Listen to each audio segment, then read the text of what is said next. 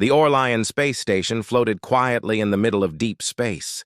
It was huge, shaped like a silver ring, with lights that shone like a necklace in the dark. Ships of every size came and went, carrying travelers from hundreds of worlds. Inside, the air was always warm, the floors always clean, and the voices in the corridors spoke in 100 different languages. In the center of the station, inside a quiet meeting room, 4 tall alien bodyguards stood waiting. They were Torvins, a species known across the galaxy for their strength and discipline. Each Torvin had smooth, scaled skin that shimmered in shades of green and gold. Their eyes were narrow and sharp, and their movements slow but careful, as if they weighed every step before taking it. The leader of the group, a Torvin named Ralk, stood with his arms folded. He was proud of his record. 15 years as a bodyguard, never losing a client, never letting anyone get close to harm. On the table before him was a tablet showing details of their new assignment. Human, he said slowly, reading the word, out loud. Species, Terraborn, known for adaptability, limited strength, moderate intelligence. The others looked at each other. They had never guarded a human before. Torvins usually worked for high-ranking merchants, rare art collectors, or political leaders. Humans were rare in this part of the galaxy. Should be easy, said Lenore, the youngest of the group. If the client is human, they will probably need constant help. We can handle that. Ralk didn't smile, but he gave a short nod. Our job is the same. We keep them safe. We do not ask questions unless needed. A gentle chime came from the door. The panel slid open and in stepped their new client. It was a man, not tall, with short brown hair and simple clothes. Nothing expensive, nothing decorated. His shirt was plain, his boots worn but clean. He carried a small bag over one shoulder. "Hello," the man said, smiling as if he had known them for years. "I'm Sam. Thank you for helping me. I hope it's not too much trouble." The Torvins were silent for a moment. Sam's voice was calm, friendly. He didn't seem worried about anything. "You are our client," Ralk said at last. "We will protect you. Where will you need to go?" Sam looked around the room as if taking in every detail, the walls, the chairs, even the lights on the ceiling. "I'll be here on Orlion for a week. I have a few meetings and one special delivery to make. Mostly I'd just like to explore." Lenore raised an eyebrow ridge. "Explore? Do you mean walking around the station?" "Yes," Sam said, simply. "There's so much to see, so many different people. I like meeting new faces." Ralk exchanged a quick glance with the others. Clients who wanted to explore were often the most difficult to guard. They wandered, got distracted, and attracted unnecessary attention. But Sam's tone was so light, so sure of himself, that Ralk only said, "Very well, we will go where you go." As they left the meeting room, the Torvins noticed something unusual. Sam stopped every few steps to look at something. A painting on a wall, a shop selling bright scarves, a pair of children from a blue-skinned race laughing as they chased a floating toy. Sometimes he greeted strangers with a wave or a nod. "Does this serve a purpose?" Ralk asked finally, keeping his voice low so that only Sam could hear. "Purpose?" Sam smiled. "I guess I'm just curious. Where I'm from, you can tell a lot about a place by the small things. The faces, the colors, the sounds. They tell you stories without words." The Torvins didn't reply. They were trained to watch for threats, not for stories without words. To them, every second spent looking at scarves or shop windows was a second not watching for danger. They followed Sam into a small cafe where the air smelled of sweet spices. The human ordered a cup of something warm and strange-looking. While waiting, he pulled a small object from his pocket. It was a piece of paper, thin, slightly folded at the edges. Lenore leaned closer. "What is that?" "A picture," Sam said. He held it up so they could see. It showed two smiling faces, both human. These are my parents back on Earth. I carry it with me. Why not keep it on a data pad? Lenore asked. Paper is fragile. It could be lost. Sam's smile softened. That's true, but holding it feels different.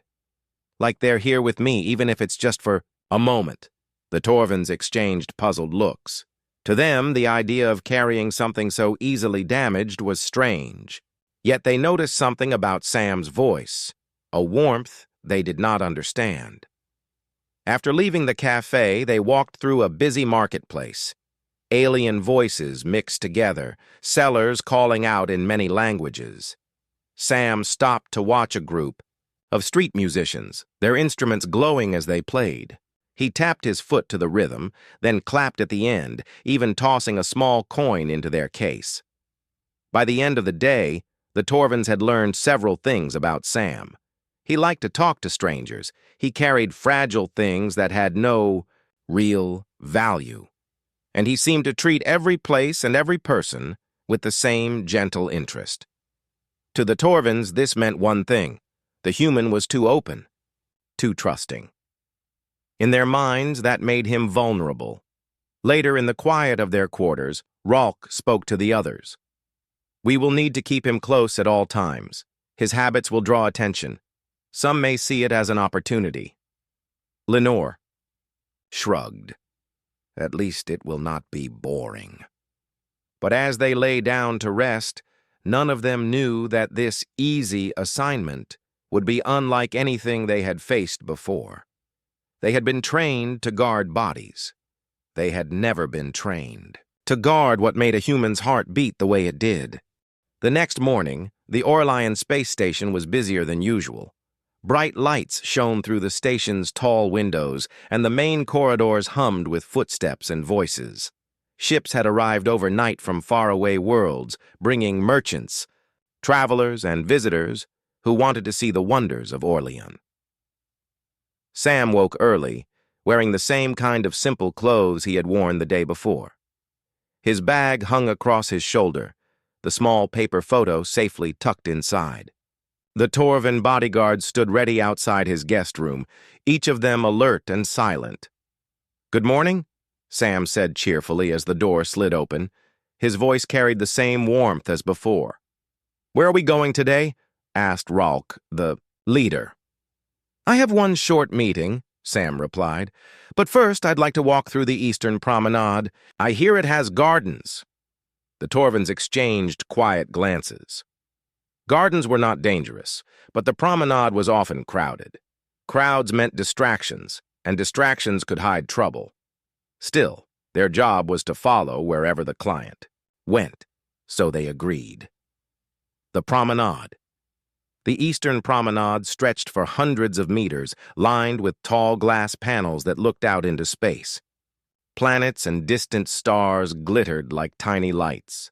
Between the walkways were small patches of green, flower beds, fountains, and benches where travelers could rest. Sam slowed his pace often, pausing to admire flowers shaped like crystal fans or plants with leaves that shifted color when touched. He would lean down, smell them, and smile to himself. Rolk kept scanning the crowd, but he noticed something strange. Whenever Sam smiled at someone, they usually smiled back. Even aliens who didn't seem to know him responded with a nod, a wave, or a short greeting. Why do you greet them? Rolk asked at last, stepping closer. Because it's polite, Sam said. And because you never know when a small kindness will matter. To strangers? Lenore asked, surprised. To everyone, Sam replied simply. The Torvins found this odd. Their own culture valued discipline and caution. They rarely spoke to strangers unless there was a clear reason. A small exchange near one of the fountains. A young child with soft blue skin was sitting on the edge, looking upset. Sam stopped, walked over, and crouched down to meet the child's eyes. What's wrong? He asked gently. The child hesitated, then pointed to a small toy shaped like a glowing sphere. It had rolled under the fountain's ledge, just out of reach. Without a second thought, Sam lay down on the ground, stretching his arm until his fingers caught the toy. He rolled it back to the child, who smiled and held it close.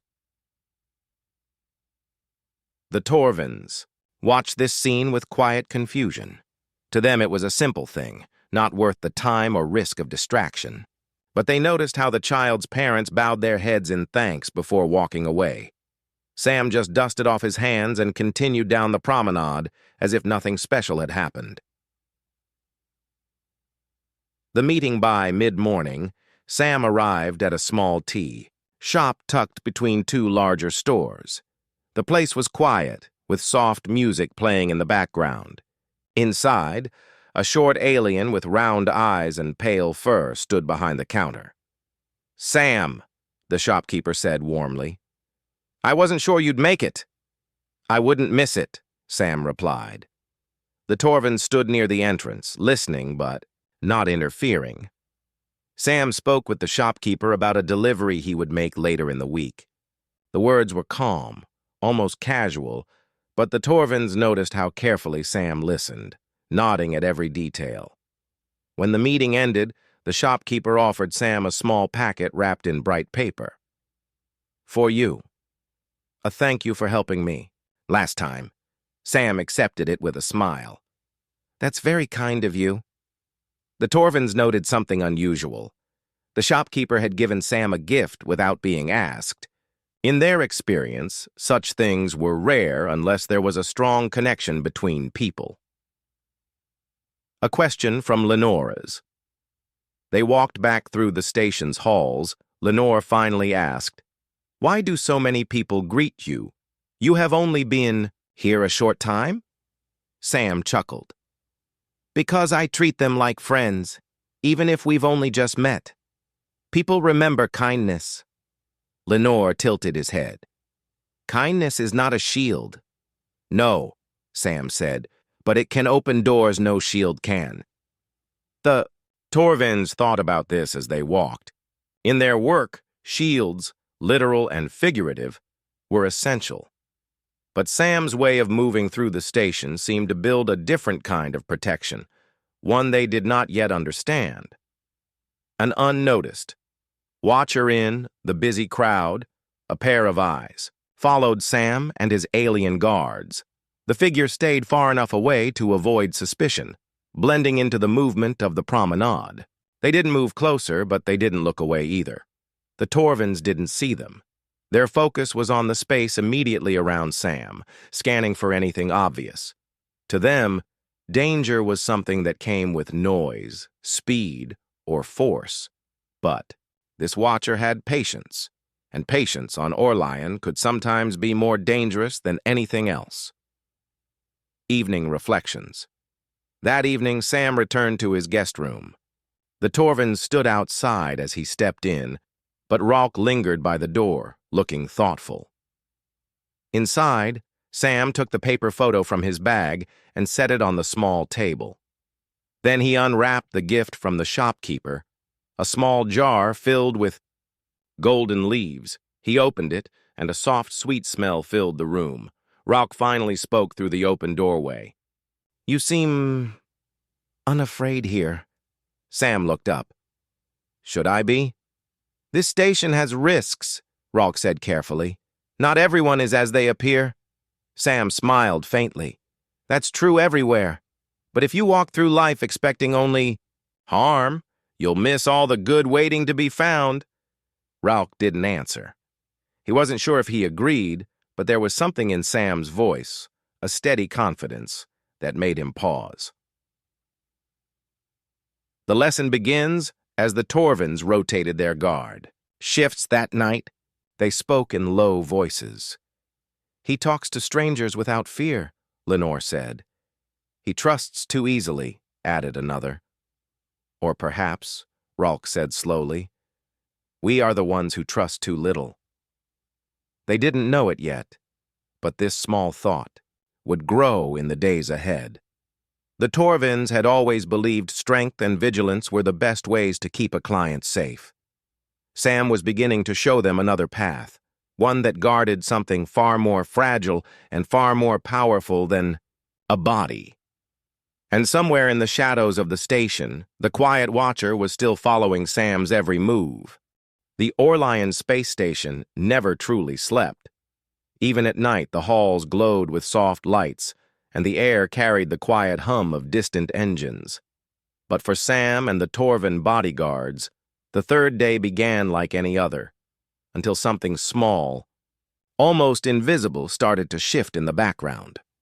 A calm morning Sam stepped out of his guest room wearing his usual plain shirt and boots. His small bag was slung across his shoulder, the paper photograph safely inside. The Torvins stood waiting, tall and silent. "Morning," Sam greeted, his voice warm as always. "I thought today we could visit the art hall before my meeting." Lenore, the youngest Torvin, tilted his head. "Art? Is that a priority?" "Not in the usual way," Sam said, "but it tells you a lot about the people who made it." Ralk simply nodded. "We will go." The art hall. The art hall was a long, quiet chamber filled with works from dozens of planets. Some were paintings, others floating sculptures that slowly rotated in the air. There were holograms that shimmered between shapes, and even sound-based art that played soft, repeating tones. Sam moved slowly from piece to piece, sometimes pausing, to read the small descriptions beside them. He admired a sculpture made from crystal dust and light. He smiled at a painting that looked simple at first, but revealed tiny hidden details when viewed closely. The Torvins stayed near the entrance, keeping an eye on the few visitors. They noticed Sam speaking briefly with a silver-skinned artist who was adjusting a display. The two shared a quiet laugh before parting, but they didn't notice the quiet figure leaning against the far wall, pretending to study a sculpture while their eyes followed Sam. The watcher moves, the watcher was careful. They didn't approach too closely. Instead, they let Sam walk naturally while keeping several steps behind. In the busy marketplace, it had been easy to blend in with the crowd. Here, in the calm art hall, it was harder, but still possible. The watcher's gaze wasn't sharp like a predator's. It was patient, studying, almost as if they were trying to understand Sam before making any move. A friendly distraction as Sam left the art hall, he stopped at a small tea stand nearby. The Torvins formed their usual triangle around him, giving space but staying alert. While waiting for his tea, Sam noticed a merchant struggling to stack colorful boxes in a display window. Without hesitation, he stepped forward. "Need a hand?"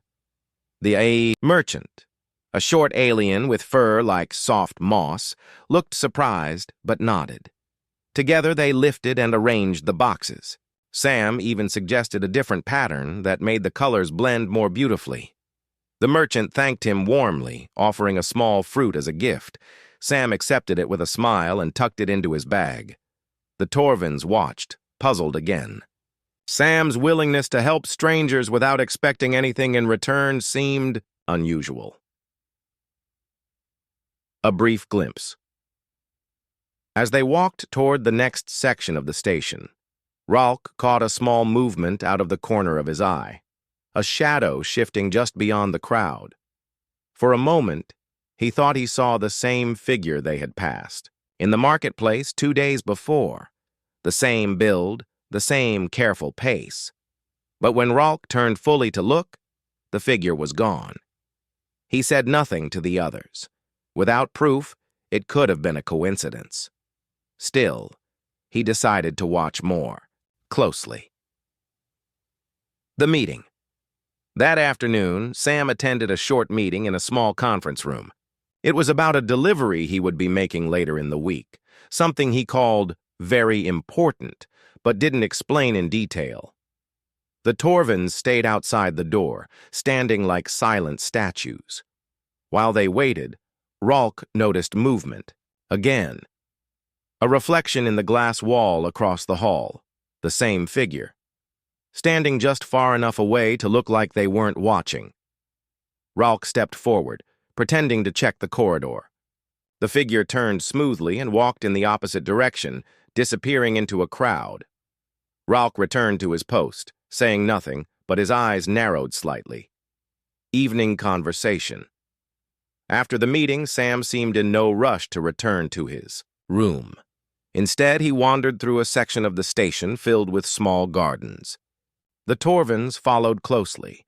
As they walked, Lenore spoke quietly.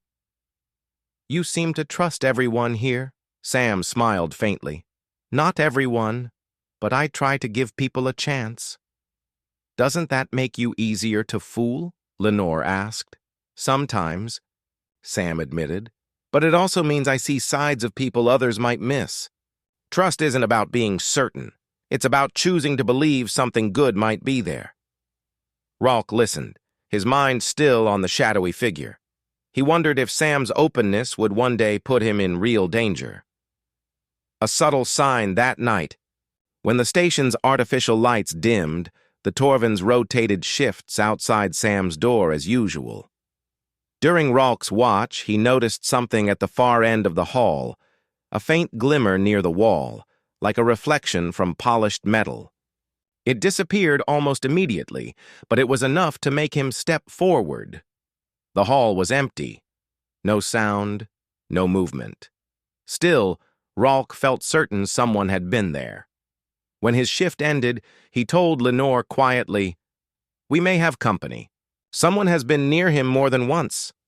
Lenore's eyes widened slightly. "A threat?" "Not yet," Ralk said, "but we will watch more closely." Unaware but not unprepared, inside his room, Sam sat at the small table with the photo of his parents in front of him.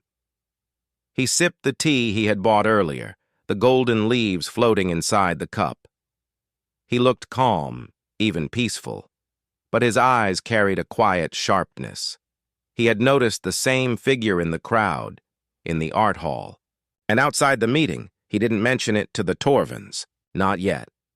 For now, he simply placed the photo back into his bag and closed it. The day ahead would bring more chances to see who this watcher was and what they wanted. By the end of the third day, the Torvins thought they understood their human client, friendly, trusting, and curious. But they had not yet learned the most important thing. Sam noticed far more than he let on. And somewhere in the shadows of Orlean, the Watcher was still waiting. The fourth day on Orlean began like all the others. The station's artificial sunlight filled the halls, and the air smelled faintly of flowers from the garden section. Sam seemed relaxed, but the Torvins were more alert than usual. Ralk had not forgotten the shadowy figure he had seen in the halls. Lenore also kept his eyes moving, scanning the crowds more carefully than before. A special plan that morning, Sam greeted them with a cheerful smile. "Today is important," he said. "I'm meeting a friend to hand over something I promised, to deliver. It means a lot to them." "What are you delivering?" asked Ralk. Sam patted his bag. "Something small, but important. A personal gift." The Torvins immediately became more focused. An item of personal value could attract attention.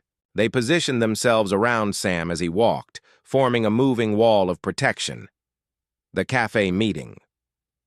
The meeting place was a small cafe with round glass tables and soft, warm lighting. It was busy but not crowded. Sam chose a table near the back. A young woman with pale green skin and bright, curious eyes arrived a few minutes later. She wore simple clothes and carried no visible bag. "Sam," she said warmly, "you made it." "Mira," Sam replied, standing to greet her. "Of course. I always keep my promises." The Torvins took positions near the walls, pretending to blend into the background while watching every movement. The conversation Sam and Mira talked for a while, laughing quietly at shared memories. She asked about his travels, and he asked about her work on the station. To the Torvins, it looked like a harmless reunion. Then Mira's tone changed slightly. "So, the gift? Is it here?" Sam nodded and reached into his bag. He pulled out a small box wrapped in deep blue cloth. He set it gently on the table. I've kept it safe since I left Earth. I told you I'd bring it. Mira's eyes softened. I believe you. I'm just glad you came yourself instead of sending it. The switch at that moment, a cheerful voice called from the doorway. Sam. Sam turned his head. It was a merchant he had met earlier in the gardens, holding a basket of fruit. I wanted to thank you again for helping me yesterday, the merchant said, walking over. Sam smiled in surprise. That's kind of you. In that short moment of distraction, Mira reached forward, slid the blue-wrapped box into her own bag, and replaced it with an identical-looking one. She moved so naturally that even the nearest Torvin didn't notice. The merchant left after giving Sam a bright orange fruit. Sam returned to his seat, still smiling. He and Mira talked for a few more minutes before she stood to leave, saying she would open the gift later. Nothing seems wrong. After Mira left, Sam finished his tea and stood. All good, he said. Let's walk the station for a while. The Torvins followed, believing the meeting had gone smoothly. None of them suspected the box in Sam's bag was no longer the one he had brought. A subtle feeling, it wasn't until that evening, when Sam was alone in his room, that the change became clear. He opened the box and found, not the carefully wrapped gift he had carried for weeks, but a plain object of no value. Sam sat quietly for a moment, looking at it. His face didn't show anger, only thought. The Torvins find out. The next morning, Sam told Ralk. The gift is gone. The one I gave Mira wasn't mine. It was switched. The Torvins stared at him in disbelief. How? Lenore asked sharply. We were watching. You were watching for force, Sam said calmly. But this wasn't about force. It was about timing, trust, and distraction. Ralk's jaw tightened. We failed to protect it. Sam shook his head. You protected me. But this wasn't about me. It was about what mattered to me. You didn't see it because you were guarding the wrong thing. The lesson begins. For the first time, the Torvins realized their training had limits. They were used to watching hands, movements, and physical threats. They had never learned to guard against small, quiet tricks that targeted the heart instead of the body. Sam didn't demand they retrieve the gift. Instead, he said, if we're going to get it back, we need to think differently. We have to understand why someone would take it, and how they plan to use it. The Torvins listened, not sure whether to feel embarrassed or curious. The quiet truth. That night, while the station's lights dimmed to night mode, Sam sat at the small table with his paper photograph in front of him. He thought of the person the gift was meant for and of Mira's face when she took it. He didn't hate her. He didn't even feel anger. But he understood that people sometimes made choices for reasons that weren't obvious. And somewhere out there, Mira now had something she shouldn't have. And Sam had every intention of finding out why. By the end of the fourth day, the Torvins understood one thing clearly. Guarding a human meant more than standing between them and danger. It meant understanding what they cared about and why losing it could hurt more than any wound.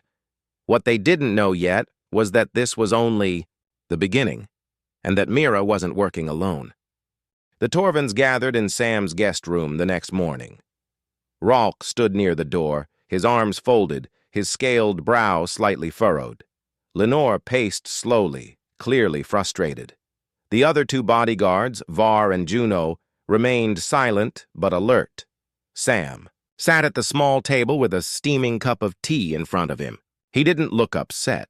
Instead, he seemed to be studying the way the steam curled upward. Facing the truth, we failed you, Ralk said at last. We should have seen the switch happen. Sam shook his head. No, you did your job. You kept me safe. But this wasn't an attack on me. It was an attack on something I care about. That's different. Lenore stopped pacing. How is it different? If they wanted the gift, they had to go through you. Not really. Sam replied. They only needed me to trust them, and trust is easier to take than you think. The Torvins exchanged puzzled glances. They were used to threats being loud, obvious, and direct. The idea that someone could take something without force was still strange to them. A different kind of protection. Sam leaned forward. You've been trained to guard against harm you can see, sharp edges, sudden moves, loud danger. But what about harm you can't see, the kind that begins with a smile? A smile? Juno repeated. Yes, Sam said simply. A smile can hide many things. It can make you lower your guard without even noticing. If you want to protect me, you have to notice what I care about and who I trust, because that's where the real danger can be. Rolk's expression didn't change, but something in his eyes shifted, like a door slowly opening.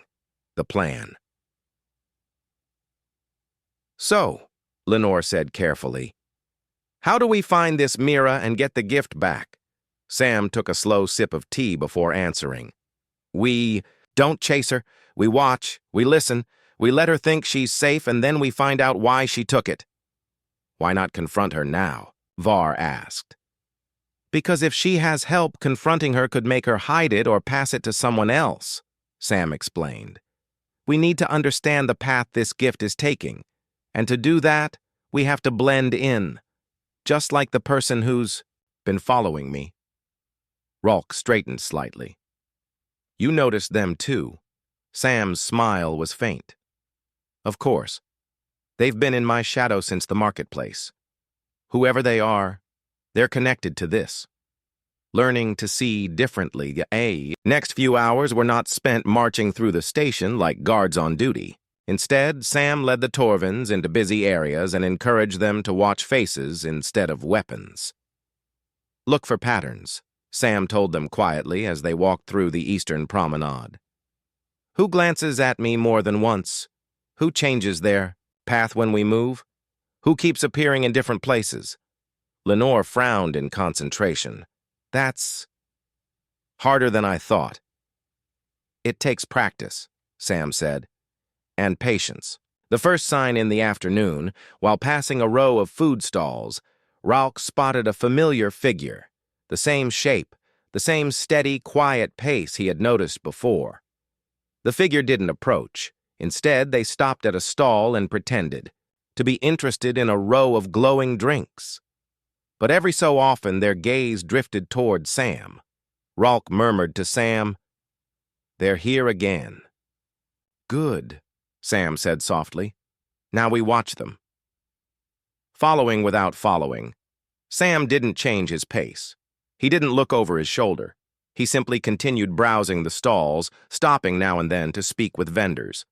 The Torvins followed as usual, but this time they kept the watcher in their side vision rather than turning to face them directly. The watcher moved with the crowd, keeping a careful distance. But when Sam stopped at a small shop selling handmade trinkets, the watcher also slowed.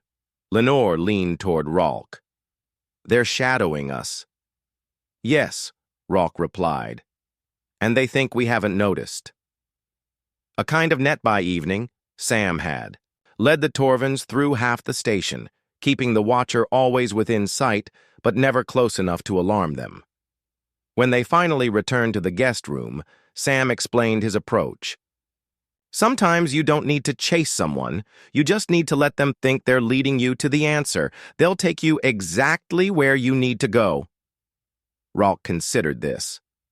So we wait for them to make the next move. Exactly, Sam said. And while we wait, we keep learning how to guard the heart, not just the body. A quiet evening. That night, the Torvins took their posts outside Sam's door as usual. Inside, Sam sat at the table again, his paper photograph in his hand. He traced the edge of it with his thumb. The room was quiet except for the soft hum of the station's systems. Sam wasn't worried. He knew that patience often revealed more than rushing, and he believed that the gift would come back, not because of force, but because of understanding. A small shift in the Torvins. Meanwhile, outside, Lenore spoke quietly to Ralk. I think I'm starting to understand him. He doesn't see threats the way we do. For him, danger isn't always in the hands. It's in the intentions. Ralk gave a short nod. It changes the way we must think. Juno, listening nearby, added, If this works, we will be guarding more than a person. We'll be guarding their trust. They all stood in silence for a moment, the thoughts settling in. The Torvins had come to Orlion believing their job was simple: protect the human's body. Now they were beginning to learn the harder truth: protecting a human's heart required a different kind of strength. And in the shadows of the station, the Watcher was still out there, unknowingly walking into the net Sam had begun to weave. The next morning on Orlion was calm, but the Torvins could feel something in the air, a quiet tension.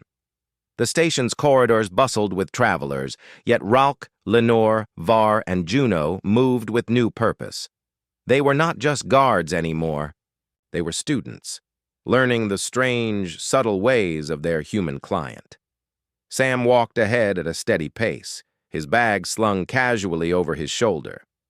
He didn't look hurried, yet every step seemed deliberate, as if he already knew the path they would take. The Watcher returns. It didn't take long before the Watcher appeared again. In a crowded corridor filled with music from a nearby street performer, Ralk spotted them. Same careful walk, same quiet eyes that lingered on Sam a second too long. This time, the Torvins didn't tense or change their positions. They remembered Sam's instructions. Don't scare the Watcher, don't let them know they're noticed. Sam even stopped to buy a small bag of roasted seeds from a vendor, chatting warmly as if nothing unusual was happening. The Watcher paused near a display stand, pretending to examine a row of travel posters. A trail. Through the station, Sam led them into the market sector, a place filled with rows of shops and the smell of cooked food. The Watcher followed, keeping a careful distance. At a corner, Sam stopped to admire a set of glass globes, each filled with floating lights. While he looked, he spoke softly to Ralk. They're going to lead us somewhere today. You can feel it, can't you? Ralk nodded slowly. They've been closer than before. Good, Sam said. Stay calm. Let's see where they take us. Into the lower levels, the path eventually took them to one of Orlion's less crowded areas, the lower commercial decks. The lights here were dimmer, and the air carried the faint scent of metal and storage rooms. Few travelers came this far unless they had a reason. The Watcher's steps grew more confident, almost as if they were guiding Sam without realizing. Lenore whispered, We're leaving the main public zones. That's fine, Sam replied softly. We just need to make sure they don't vanish. A surprise stop. Finally, the Watcher turned down a narrow passage and entered a small shop with no sign above the door. The Torvins slowed at the entrance, glancing to Sam for direction. He nodded. We're going in. Inside, the shop was quiet and filled with shelves of old books, paper maps, and trinkets from different worlds. Behind the counter stood Mira, the same Mira who had taken the gift. Face-to-face Mira froze when she saw Sam. Her eyes widened for only a second before she tried to smile. Sam, I didn't expect you here. Sam walked toward the counter with the same calm expression he always wore. I believe you have something of mine. Mira's smile faltered. I don't know what you mean. The Watcher, now standing near one of the shelves, shifted uncomfortably. Sam didn't raise his voice. I think you do.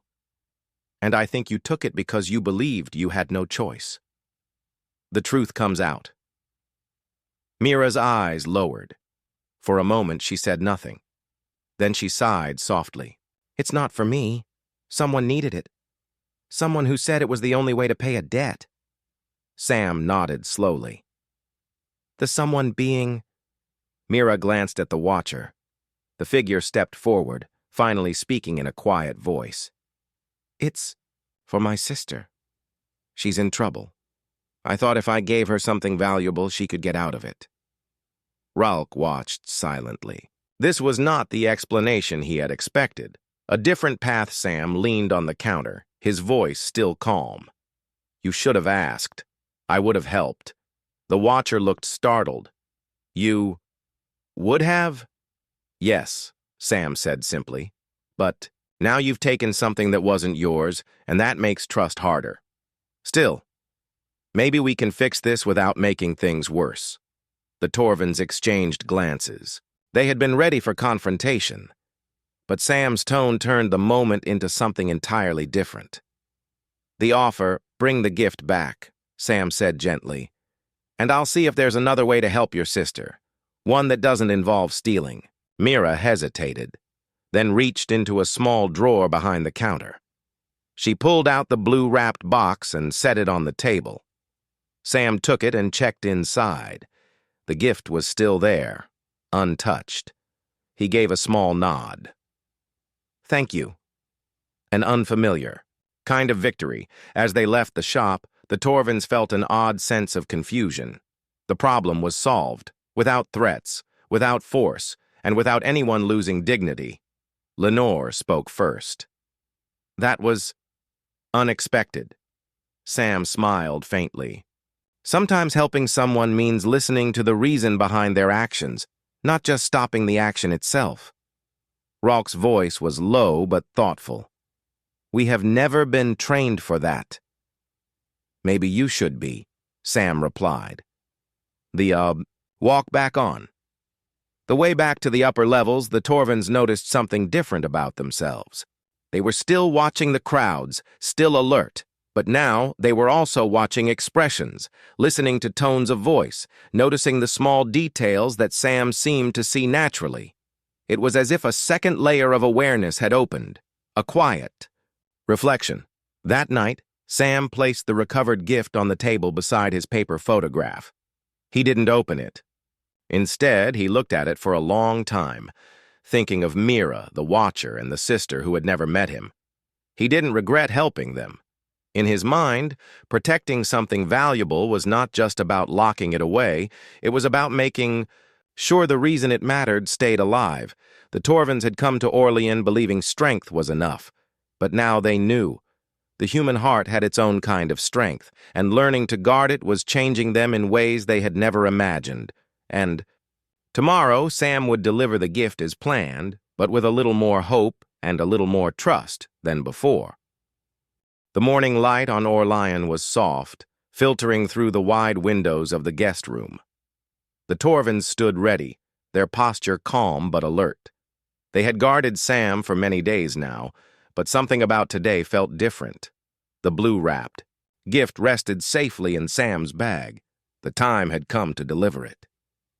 A clear purpose, Sam stepped out into the main corridor, the Torvins falling into place around him. Ralk walked at his left, Lenore slightly ahead, Var and Juno covering the rear. They moved as one unit, but not in the stiff, rigid way they had before. Now they matched Sam's steady pace, their eyes scanning the crowd not just for sudden movement, but for the small, telling signs they had learned to notice. Hesitant glances, tightened shoulders, shifting footsteps. Sam glanced at Ralk. Feels different, doesn't it? Ralk gave a short nod. We see more now, not only the obvious. The journey through the station. The delivery point was on one of Orlean's upper decks, near the docking bays where long-distance ships arrived and departed. The corridors here were bright and busy, filled with travelers carrying bags, crates, and small rolling carts. Sam moved with the crowd easily, greeting vendors and exchanging short words with people he recognized. The Torvins watched how others reacted to him. Some smiled warmly, others looked curious, but none appeared threatening. Even so, they kept their quiet watch. The meeting place. The destination was a small lounge overlooking the docking bay windows. Inside, rows of chairs lined the wall, and the hum of the station's engines was faint but constant. In the corner sat an older man with weathered features and bright eyes. He rose when Sam entered. "Sam," the man said warmly. "You made it?" Sam smiled and stepped forward, pulling the blue-wrapped gift from his bag. As promised. The man took it carefully, as if it were something fragile. His hands lingered on the wrapping before he looked at Sam. You've kept it safe. Sam's eyes softened. With help. A moment of understanding the Torvins. Stayed a respectful distance back, but they watched closely. They had assumed the gift was some kind of valuable trade item. But as the man unwrapped it, they saw something entirely different. Inside the wrapping was a small wooden box. When opened, it revealed a delicate pendant, a simple silver chain with a small crystal at its center. It was not the kind of treasure that could buy a ship or pay a debt, but the way the man looked at it told them it was worth far more than money. The story of the pendant. This was my wife's, the man said quietly. She wore it every day. It was lost during a cargo transfer years ago. I never thought I'd see it again. Sam's voice was gentle. It found its way back. The Torvins exchanged looks. They understood now why Sam had been so calm, even after it was taken. This wasn't about replacing something. It was about returning something that could not be replaced. Gratitude. The man placed the pendant carefully back into the box and set it on the table. You've done more than deliver this. You've given me back a piece of my life. Sam shook his head. I didn't do it alone. He glanced toward the Torvins. They guarded more than me. They guarded what mattered to me. The Torvins stood a little straighter at those words. It was the first time they truly felt they had done more than follow orders. They had protected something unseen. The departure.